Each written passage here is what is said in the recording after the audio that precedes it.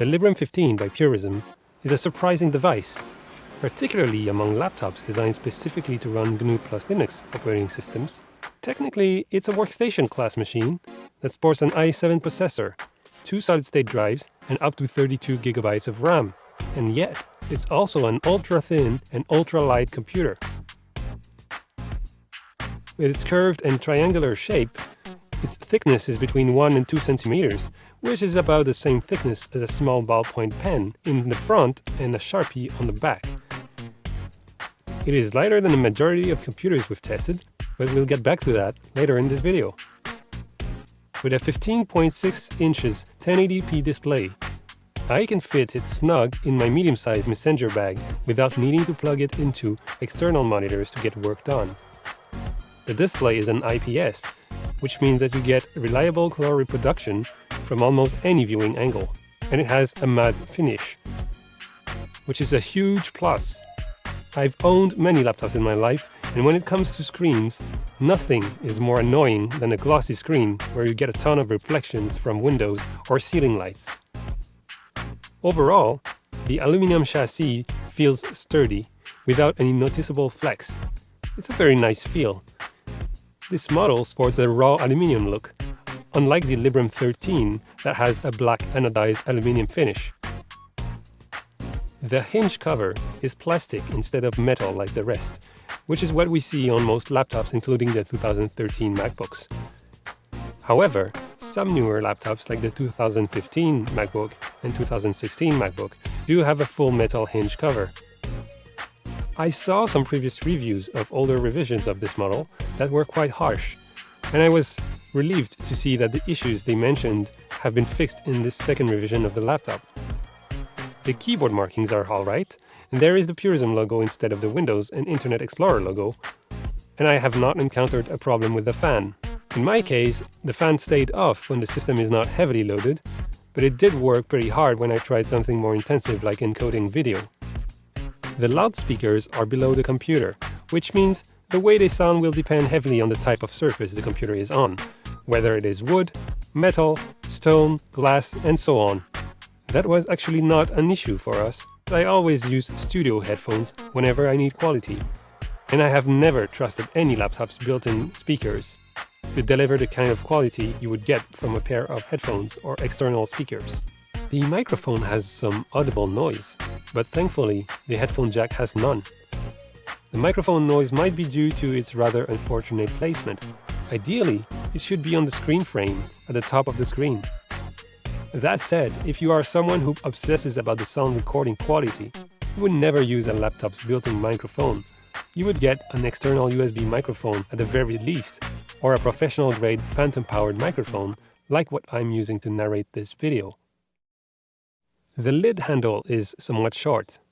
The upside of the hinge's tightness is that the screen will not move by itself. The sleep and charge LEDs are located above the keyboard, and for future models we would recommend them to be somewhere outside of the laptop so that they are visible with the lid closed. That said, the fact that the sleep LED pulses instead of flashing during sleep is very nice. One of the very unique privacy-enhancing features of the laptops manufactured by Purism is the hardware kill switches for the webcam, the microphone, Wi-Fi, and Bluetooth. These devices actually cut the power to those hardware devices, so you can feel confident that Big Brother is not watching you. You don't have to put tape on your webcam and microphone. Actually, putting a tape onto a microphone achieves nearly nothing because it only muffles part of the sound, so a hardware kill switch is a very interesting approach here. For me, these switches work as advertised. I did see some other reviews where it was mentioned that after using the kill switches, the device would not come back on until a full reboot. And yet, from my testing, both the microphone and the webcam kill switches seem to be working. It might just be that you have to restart the application that was using the webcam. There are some usability issues though. The kill switches are not identified, so you never know which is which until you memorize them. Ideally, they should be silk screened, but in the meantime you will have to exercise your memory a bit. Additionally, it is not immediately obvious what direction means what. Besides the labeling, it would be nice to have LED indicators inside the chassis behind the switches. And finally, the kill switches themselves are rather small, so they would benefit from being larger and more rounded so that they feel more comfortable for the fingers. For an ultra-thin and ultra-light laptop, the Librem 15 is actually quite generous in the type of ports it provides.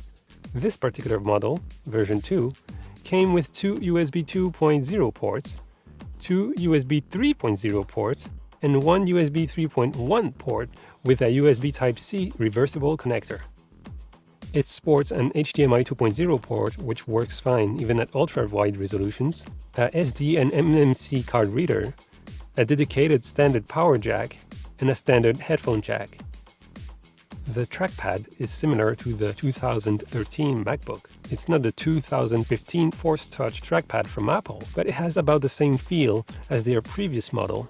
It is glass smooth and overall feels nice to the touch. If I have one criticism to make about this laptop, it is that the touchpad driver is in a fairly basic state at the moment, where some features are missing, like advanced palm rejection, better handling of multi-touch finger gestures, etc. Also, take note that if you turn off the touchpad and reboot, the trackpad will stay off. So if you temporarily disable the trackpad, don't forget to turn it back on before the next reboot. With some work, it will be possible to make the driver flawless to the point where it is as good as the MacBooks. In any case, keep in mind that these are all observations that I'm making at the time of this review. But it is possible that if you're watching this video some months down the road, the driver issues I'm pointing out might have been fixed. The keyboard feels okay. It's better than the average laptop, and it's roughly as good as the MacBook keyboard. But it's difficult to decide if I prefer it to the old ThinkPad keyboard.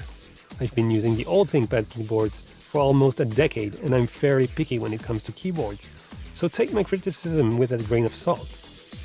But globally, I prefer to have more travel for the keys, 2 mm of depth instead of 1 mm. To have rounded keycaps so that the fingers auto-center onto the keys, and to have sloped keys with no spacing between the slopes, instead of having real gaps. That said, those are all personal preferences. I've seen people prefer gaps between keys, and I was able to use this laptop daily without much of a problem beyond the initial adaptation period. After all, I measured the keycap sizes and the spacing between them, and they are exactly the same as on my ThinkPad's keyboard. The only difference are the travel depth, the surface shape, and the slopes being replaced by gaps. The backlighting is just as good as other high-end laptops I've seen, and it has 2 levels of intensity. The only problem is that upon suspend, the keyboard backlighting does not turn off, which is certainly a bug that can be fixed with a BIOS update. There are no numlock and caps lock indicator LEDs. You can easily work around this problem in software by adding the Lock Keys GNOME Shell extension. I will leave the link in the description below this video. What would be amazing is if future models had the numpad keys light up when the numlock is turned on. Arrow keys would benefit from having a different tactile feel or shape. Otherwise, I personally tend to hit the numpad all the time. Most Ultrabooks are machines that are designed to be the most restrictive possible and to prevent you from tampering with them. On that aspect, the Librem is significantly different from what mainstream manufacturers do. Instead of relying on complicated designs, proprietary screws, or clips everywhere, Purism's laptops are made to be disassembled and serviced easily. All you need is a regular screwdriver to take off the standard screws holding the backplate, and you have access to all the guts of the computer. This is by far the easiest laptop disassembly I've ever seen. And let me tell you, I've disassembled a fair amount of laptops in my life. Unlike many Ultrabooks from mainstream manufacturers these days, the Librem 15 has user-replaceable and upgradable memory and storage. You can see 2 standard DDR3L RAM slots, which in my case were preloaded with 2 8GB RAM sticks made by Crucial, which is pretty much the best memory money can buy. The Librem 15 can actually have up to 32 GB of memory. In comparison, both the Dell XPS 13 Ultrabook and Apple's latest MacBook are limited to 16 GB of memory, and their memory chips are soldered directly onto the motherboard, which means you can't replace them or change your mind. Another uncommon and very welcome feature is the presence of two storage slots, one M2 and one standard SATA. In my case, I put a slim SATA SSD into the secondary slot, but you can also elect to insert a regular laptop hard drive if you don't need extreme performance and rather need multi-terabytes of storage in addition to the M2 SSD. This is a very, very flexible design, something I haven't seen in nearly 15 years, and certainly not in the ultra-portable market, especially when many manufacturers, like Apple, just solder the SSD directly onto the logic board. Even on much bigger laptops, the possibility of having two independent storage drives is rarely found today. If you are going to put in a conventional laptop hard drive into a Librem 15, take note that you will have to squeeze it a little bit against the board to allow the connector to fit. And you should then isolate the underside of the hard drive with some thin plastic sheet so that it does not short out against the aluminum case backplate. The screen hinges are solidly held to the chassis by not 2, but 4 screws on each hinge. The hinges mechanism is very tight, so even with the weight and the momentum of a 15-inch display, the screen won't budge easily. It will tend to stay in position. As you can see, I'm quite pleased with what I'm seeing here. Everything is solid, neat, user-serviceable, and more flexible than most laptops I've seen in years, all in a super slim form factor. At this point, the only thing I can imagine to make it more user-serviceable is a screwless chassis design, where the backplate would open using a latch. In terms of thermal design, the Librem 15 is okay, but could benefit from some improvements in future revisions. The main air intake is below the laptop in the center. Comparatively, the 2013 MacBook has its air intake on the sides, and the older ThinkPads had air intakes everywhere. The fan exhausting into the curved hinge is not the absolute most efficient design I've seen in terms of airflow, considering that the hinge is so close to it. Nevertheless, the test unit we received does manage the heat decently, not any worse than the average laptop. Short of carving a thinner hinge cover, one way to improve the exhaust in future designs might be to either increase the spacing between the hinge and the main chassis, or to cut the upper portion of the chassis and angle the vents upwards so that the air exits more easily through the top of the machine. The fan itself is a fairly standard fan, and it should be interesting to see a different fan blade design to further reduce noise in new revisions of the laptop. I would say there's maybe a bit of a missed opportunity to provide additional cooling for the unit by using the chassis as a giant heatsink, and perhaps then a pair of slower fans. But achieving that is a fairly complex challenge, so let's keep things real for now. All in all, it does the job.